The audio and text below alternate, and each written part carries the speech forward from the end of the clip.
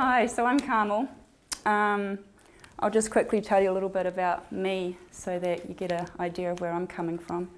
First of all, can someone with a watch just sort of go like this every oh no, there's a clock up there. Don't worry about it, I've got it.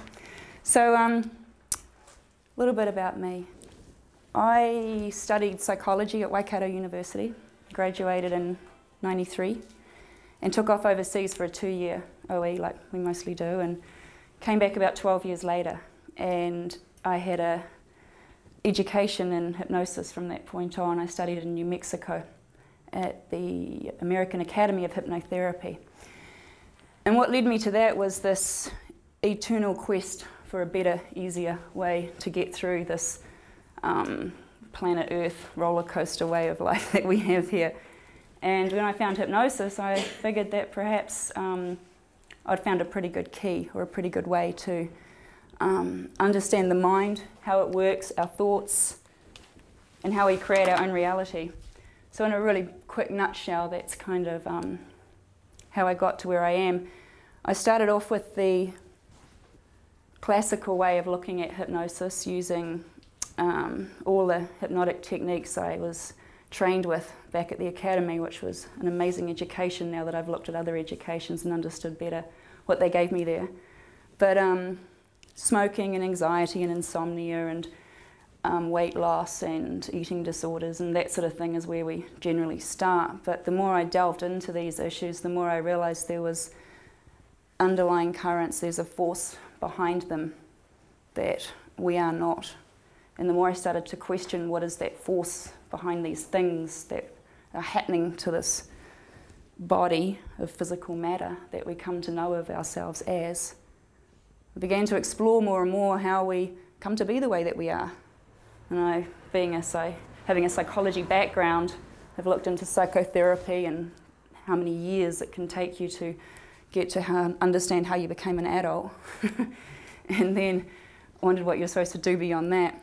So hypnosis is given a whole broad thing. So what I basically want to do, I'm going to split this board up. Leslie, I want to use an analogy first of all. Just look at this whiteboard. It's a whiteboard. I love it that it's white. We're just going to look at that as if this is the immortal, eternal everythingness. It's source itself. It's the white light of everything beyond. And I'm going to write all over it and fill it up with the content of our imaginative minds, so you can get an idea of what we actually do in here. But for me to do that, I need to make sure I'm going to have the space that I want to do that with. That should do it, roughly. Okay, who's had hypnosis, first of all? Anyone in this room? 1, 2, 3. Okay, about half of you. Cool.